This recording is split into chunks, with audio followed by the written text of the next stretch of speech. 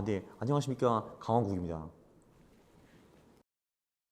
그러게요. 그때는 비트코인에 아무도 관심이 없었던 것 같은데, 저는 그래도 2017년부터 하고 있어가지고 계속 유심히 보고 있었습니다.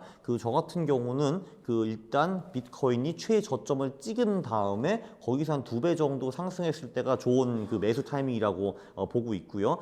제가 이제 그 룰을 발견한 게 2022년인가 그래서 이제 그때부터 기다리고 있었습니다. 최저점을 찍는 거를 기다리고 2배 올라야 되니까 시간이 좀 걸리더라고요. 그게 23년 사실 7월 14일이었습니다. 근데 23년 4월에 거의 2배까지 올랐기 때문에 제가 욕심에 휩싸여가지고 좀 일찍 들어갔습니다. 네, 그게 좀 안타까웠네요. 아니나 다를까 4월에 들어가니까 일단 좀 빠지더라고요. 그래서 비실거리다가 결국 한 10월 말쯤에 상승장이 시작이 되었죠. 우리가 늘 그 말을 하잖아요. 무릎에 사가지고 어깨에 팔아라 라는 말을 하는데, 여기서 또 중요한 거는 우리는 무릎에 살 때 내려가는 무릎에 사면 안 되고 올라오는 무릎에 사야 되는 겁니다. 왜냐하면 내려갈 때는 이게 내가 무릎이라고 생각하고 샀는데 그게 나중에 알고 보니까 무릎이 아니라 배라든지 어깨일 수도 있는 거거든요. 그래서 일단 바닥을 찍고 이제 올라가는 무릎에 사야 되는데, 그럼 그 무릎이 어느 정도인가 고민을 해보고 이제 옛날 차트도 좀 보고 가격도 좀 보니까 대충 최저점 대비 2배 정도 올라왔으면은 이제 상승 추세가 설립이 된 거니까 그때쯤 들어가면 안전하구나라는 걸 알게 되었습니다. 그래서 실제로 데이터를 돌려보니까 그렇게 투자하면 꽤 좋은 결과가 나오더라고요. 그래서 그 전략을 선택을 하게 되었습니다. 아니요. 그렇지는 않습니다. 왜냐하면은 이더리움이나 나머지 알트코인은 비트코인보다 훨씬 더 변동성이 크기 때문에 저점 대비 2배 올라오는 시점이 엄청 빠를 수가 있거든요. 그러니까 예를 들면은 비트코인이 한 20%에서 30% 정도만 반등했다 하면은 대부분 알트코인들은 막 2배, 3배 오르는 경우도 있거든요. 그렇게 알트코인이 최저점 대비 2배 올랐을 때 들어가면 너무 빨리 들어갈 가능성이 큽니다. 그래서 요거는 비트코인에만 유효하고요. 단 비트코인이 최저점 대비 2배 오른 그 시점에 비트코인뿐만 아니라 이더리움 등 알트코인도 같이 매수하는 전략을 쓸 수가 있습니다. 네, 근데 사실 이제 제가 처음 매수한 것이 한 3만 불인가 뭐 그 정도였고요. 근데 그때는 전부 다 들어간 게 아니라 좀 나눠서 매수를 했거든요. 두 번째 매수는 제가 기억하기로는 한 3만 4천 불 정도쯤 한 것 같고, 그리고 세 번째 매수를 4만 3천인가 4천인가 뭐 그 정도 했고, 뭐 지금 6만 6천까지 왔으니까 뭐 대충 계산을 할 수가 있겠죠. 그래도 그 비트코인에 대해서는, 그리고 이더리움도 뭐 그래도 이더리움은 2배 못 본 것 같고요. 비트코인은 그래도 한 2배 정도는 본 것 같네요. 전부 다 계산을 해가지고 제가 3월 31일 날 보니까 한 7.8억 정도 하는 것 같더라고요, 지금은. 그러니까 어영부영 좀 이제 숫자가 좀 늘어났습니다. 네, 그러니까 아무래도 신경을 더 많이 쓰게 되더라고요. 연구도 많이 하고요. 기본적으로 이게 사람이 싸게 사서 비싸게 팔아라라는 거를 어릴 때부터 배우잖아요. 사실 특히 이제 뭐 우리가 백화점 세일하면 우르르 가가지고 싼 거 사고 뭐 이런 거를 이제 많이 하잖아요, 사실. 그래서 우리는 최근에 많이 오른 거를 사는데 강한 심리적인 거부감이 있습니다. 모든 사람은 그럴 수밖에 없는데요. 근데 팩트를 분석을 해보면은 주식도 그렇고 코인도 그렇고 원자재도 그렇고 금도 그렇고 외환도 그렇고 역대 최고점 또는 최고점 돌파 또는 그 언저리에서 사면은 보통 수익률이 굉장히 높습니다. 그건 코인뿐만 그런 게 아니라 미국 주식, 한국 주식, 뭐 인도 주식, 일본 주식 다 똑같습니다. 그래서 그리고 이제 코인만 다뤄보면은 비트코인이 역대 최고가를 돌파한 게 지금까지 3번 정도 있었습니다. 13년, 17년, 20년, 그리고 지금 24년이 4번째이고요. 그러면 나머지 3개 사례를 분석을 해볼 수가 있는데, 나머지 3개 사례를 분석을 해보면은 역대 최고가를 돌파한 후에 1년 정도 추가로 가격이 올랐다라는 것을 볼 수가 있고요. 그 추가로 1년 동안 오를 때 가격이 굉장히 많이 올랐습니다. 역대 최고가 돌파한 게 3월 초 정도인 걸로 제가 기억을 하는데요. 그때부터 그 시기부터 한 1년 정도 추가로 상승 기회가 남아 있는 거죠. 그래서 지금은 저는 굉장히 양호한 시기라고 봅니다. 물론 작년에 들어갔으면 더 좋았겠지만 뭐 어쩔 수 없죠. 못 들어갔으면 지금은 들어가는 것도 좀 나쁘지 않다고 봅니다. 일단 과거 패턴을 보면은 반감기 학습 효과라는 것 때문에 원래 반감기 12에서 18개월 전에 저점이 옵니다. 네, 저점이 오고, 그래서 반감기까지는 완만하게 오르고, 또 이제 반감기가 땡 됐다고 그때부터 가격이 다시 급증하는 것이 아니라 거기서 한 3에서 6개월 정도 잠잠한 다음에 그 후부터 가격이 미친 듯이 이제 오르기 시작하는데요. 이제 그 패턴이 사실 뭐 이번에 크게 다를까라고 생각을 하기는 합니다. 왜냐면 이번 같은 경우도 반감기 17개월 전 정도의 저점이 왔고요. 그게 아마 제가 기억하기로는 22년 11월인가 뭐 그때로 알고 있어요. 그때 15,500불 찍었고, 그리고 정석적으로 반감기 한 18개월 전부터 가격이 오르기 시작했고요. 그럼 여기서 이제 사실 관건은 그럼 반감기 후에 그러니까 저점 대비 지금 벌써 한 4배 이상 올라가 있는데 그만큼 더 오를 수 있느냐? 그거는 솔직히 제가 잘 모르겠고요. 말씀하신 것처럼 반감기 전에 수익률이 지금 한 4배에서 4배 반 정도 되는데 반감기 후의 수익률은 그거보다는 좀 떨어질 수 있다라고 봅니다. 그러나 사실 우리의 관점에서는 뭐 오케이 그럼 4배 못 벌고 뭐 2배만 벌어도 사실 만족할 수 있지 않느냐라는 게 제 생각입니다.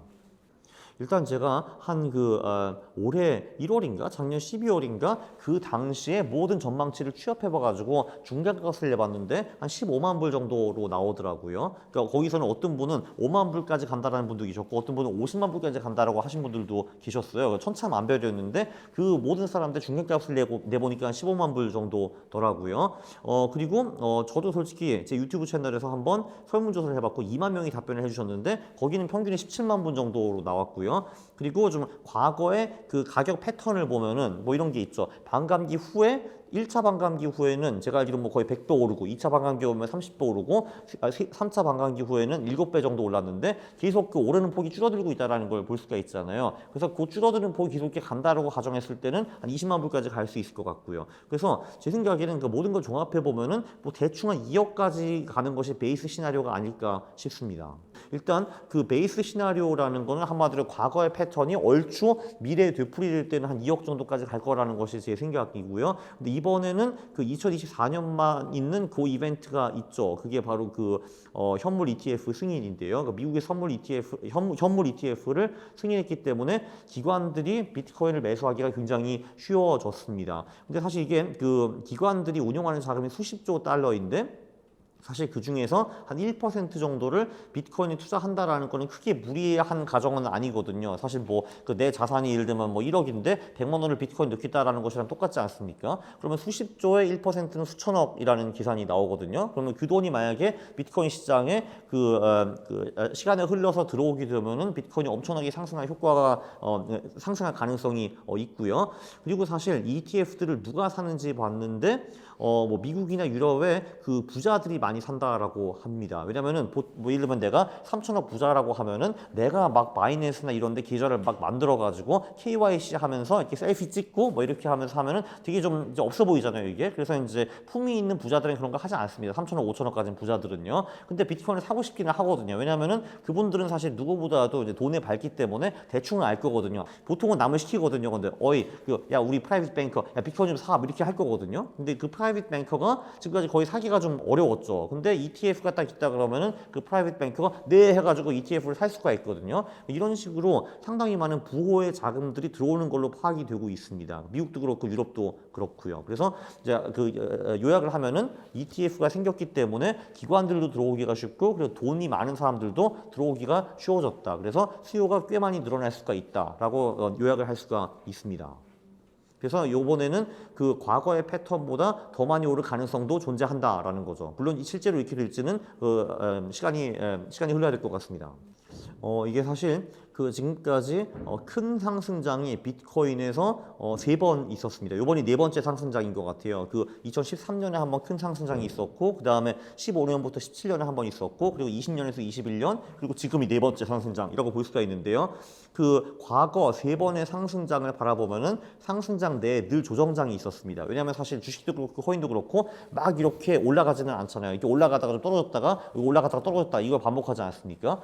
근데 비트코인 같은 경우는 결론적으로 한 20에서 25% 정도 하락은 조정장으로 봐줄 수 있다라는 게 제 결론입니다. 그래서 그 이상 떨어지면은 이거는 더 이상 조정장이 아니고 하락장의 시작이구나라고 보는 것이 합리적일 것 같습니다. 예를 들면 지금 그 비트코인의 최고점이 73,000불 정도 오잖아요. 거기서 25%를 뺀 가격, 그게 아마 55,000불 언저리일 텐데 그거보다 더 떨어지면은 이제 이거는 하락장이구나라고 이제 볼 수가 있는 것 같고요. 이게 좀 예를 들면은 이제 올라갔다 조정받았다가 올라갔다 조정받았다가 해가지고 예를 들면 20만 불까지 갔다고 칠게요. 20만 불이면은 25% 빼면 15만 불 되겠네요. 그러면 15만 불까지 다시 내려오면은 그때 익절하는 거죠. 상승장의 끝 무렵이 굉장히 중요한데요. 그 끝 무렵에 엄청난 수익이 발생하는데 그 수익은 비트코인에서 나기도 하지만 그보다는 알트코인들이 훨씬 더 많이 오릅니다. 그러니까 예를 들면 그러니까 17년 같은 경우는 어떤 일이 있었냐 하면은 비트코인이 역대 최고가를 뚫은 후에 1년 동안 11배가 추가로 또 올랐어요. 근데 그 비트코인이 11배 오르는 그 구간에 그 메이저 알트코인들이 평균적으로 70배 올랐습니다. 예. 그리고 20년대도 비슷한 일이 있었는데 20년 12월인가? 그때 역대 최고가를 뚫었는데 그 시기부터 그 비트코인이 250%인가 추가로 올랐는데 그 똑같은 구간에 알트코인들은 한 750% 정도 올라줬습니다. 그래서 이 막바지 순위 정말 가파른데 이때는 비트코인이 아니라 알트코인 순위를 훨씬 더 높기 때문에 얘네들의 좀 비중을 실는 것이 좋겠다라고 생각해서 제가 지금은 그 50% 정도는 좀 이제 메이저 코인을 보유하는 식으로 하고 나머지 50%는 알트코인에 좀 이제 단기 투자를 하는 식으로 전략을 좀 바꿨습니다. 사실 알트코인이라는 게 주의해야 될 점이 대부분 알트코인은 쓰레기다라고 보시면 될 것 같습니다. 이게 기본적으로 코인을 팔아가지고 그 돈을 가지고 뭔가 사업을 해야 되는데 그 99% 알트코인의 비즈니스 모델은 그냥 코인만 팔고 내가 돈을 벌어서 한몫 챙기자라는 것이 사실 굉장히 많거든요. 그래서 대부분 알트코인은 쓰레기다라고 이제 볼 수가 있는데 그럼 쓰레기에는 어떻게 투자를 해야 되는 것인가?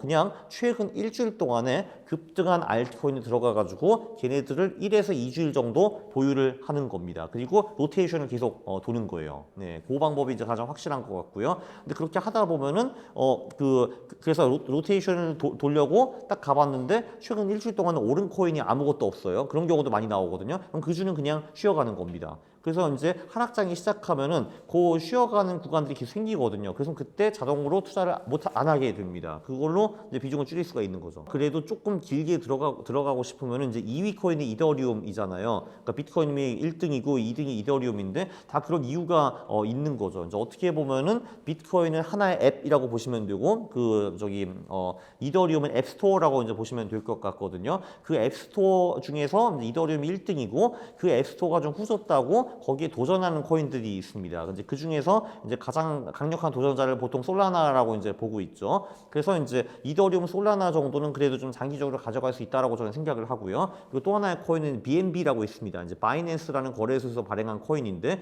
여기는 비즈니스 모델이 굉장히 확실하거든요. 그냥 바이낸스라는 거는 세계 최대 거래소이기 때문에 그냥 가만히 앉아만 있어도 사람들이 와가지고 거래를 합니다. 그래서 수수료가 발생하죠. 그리고 바이낸스는 그 수수료 일부를 가지고 바이낸스 코인을 사가지고 소각해 버립니다. 한마디로 그 애플이 아이폰 팔아가지고 돈을 벌어서 애플 주식을 사서 소각시키는 거랑 똑같다라고 보시면 돼요. 자사주 매수랑 이제 비슷하다고 볼 수가 있거든요. 그래서 바이낸스 코인 같은 경우는 디플레이션 구조입니다. 한마디로 코인의 수가 점점 줄어든다라는 건데요. 그거는 당연히 투자자 입장에서 굉장히 좋은 거죠. 그래서 결론적으로 말씀드리면 그나마 좀 길게 가져갈 수 있는 코인이 그 비트코인, 이더리움, 솔라나, BNB 이 정도라고 볼 수 있을 것 같습니다. 그리고 나머지 코인들은 소위 그 잡코인들이 좀 많기 때문에 걔네들이 그냥 최근 일주일 동안에 어떤 놈이 가장 많이 올라타고 일주일 후에 또 가가지고 자 그럼 이번 주에는 또 어떤 놈이 가장 많이 올랐나 갈아타고 요거 하는 거를 추천을 드립니다. 이게 그 코인 하시는 분들 중에서는 그 비트코인 맥시멀리스트라는 분들이 계십니다. 그분들은 한마디로 법정 앞에는 다 쓰잘데기 없고 결론은 모든 것이 비트코인을 규결될 것이고 비트코인이 유일한 돈으로 남을 것이다 와 하시는 분들이 계시는데 거기서 큰 약점은 아니면 어떡할래 라는 겁니다. 예, 왜냐면 아닐 수도 있는 거잖아요. 그분들의 주장이 틀릴 수 있다라고 저는 생각을 하고요. 네, 그렇기 때문에 저는 전 재산을 비트코인에 몰빵하는 거는 별로 이제 안 좋다라고 이제 보고 있고요. 그 기본적으로 비트코인의 변동성이 그 미국 주식의 3배에서 4배 정도라고 보시면 될 것 같습니다. 그러면은 심플하게 돌려 말해가지고 그냥 내가 주식 투자하는 비중의 3에서 4분의 1 정도를 코인에 투자하면 적합하다라고 저는 생각을 하고요. 네, 그래서 그 정도로 이제 투자를 하다가 여기서 수익이 나기 시작한다라고 하면은 일단 내가 벌어놓은 돈이 있기 때문에 조금 더 투자해도 그러니까 불타기를 해도 된다라고 생각을 합니다. 왜냐하면 불타기를 해서 그 떨어진다 하더라도 내가 이미 벌어놓은 돈이 있기 때문에 내가 큰 손실은 나지 않거든요. 그래서 어쨌든 처음 들어가는 금액으로는 내가 주식에 투자하는 그 금액이 3분의 1에서 4분의 1 정도로 들어가되 근데 이게 잘 되네 하면은 조금 더 투자해가지고 그 금액을 늘려나가는 거 그게 이제 맞는 방법이라고 저는 생각을 합니다. 저 같은 경우는 그 베이스 돌파로 했는데요. 이제 베이스 돌파라는 게 뭐냐 하면은 보통 왜 그 비트코인도 그렇고 주식도 그렇고 일단 상승을 좀 한 다음에 그 좀 횡보하는 구간이 나오잖아요. 예를 들면 뭐 사실 우리가 등산할 때도 그냥 산을 막 올라가지는 않고 산을 올라가다가 좀 이제 평평한 구간이 나왔다가 다시 산을 올라갔다가 평평한 구간이 나왔다가 이런 식으로 가잖아요. 그 평평한 구간을 주식에서는 베이스라고 합니다. 코인도 마찬가지고요. 그래서 그 평평한 구간을 좀 가다가 그 구간을 돌파하는 시점이 매수 타이밍으로 꽤 괜찮습니다. 네, 그런 식으로 제가 2차, 3차 매수를 했던 것 같아요.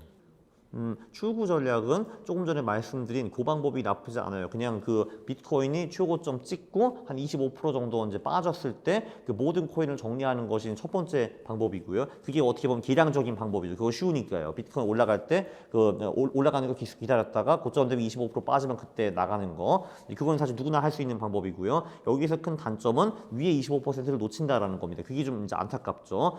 두 번째 방법은 조금 예술적인 방법인데 이게 그 투자에서는 투자의 신은 별로 없지만 마이너스의 손들은 굉장히 많습니다. 예, 한마디로 그 늘 사면은 떨어지고 그 팔면은 오르는 이제 그런 이제 그 마법의 손이 아니라 그 마이너스의 손을 가지신 분들이 꽤 많이 계시거든요.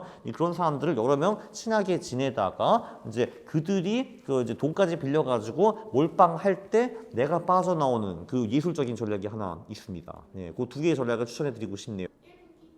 일단 올해까지는 좀 안전해 보이고요. 그러니까 내년에 끝날 것 같기는 한데 이제 재수가 좋으면 이런 것도 발생할 수가 있습니다. 이제 금 ETF가 2003년인가 나왔는데 그 후에 금이 9년 정도 지속적으로 상승을 했거든요. 그래서 이런 식으로 ETF가 있어가지고 기관수가 꾸준히 받쳐줘가지고 좀 장기 상승이 되면은 좋기는 하겠는데 저는 꼭 그거를 믿을 수는 없다라고 봅니다. 그래서 그냥 보수적으로는 1년에서 1년 반, 진짜 보수적이면 1년 정도라고 생각하고 있습니다.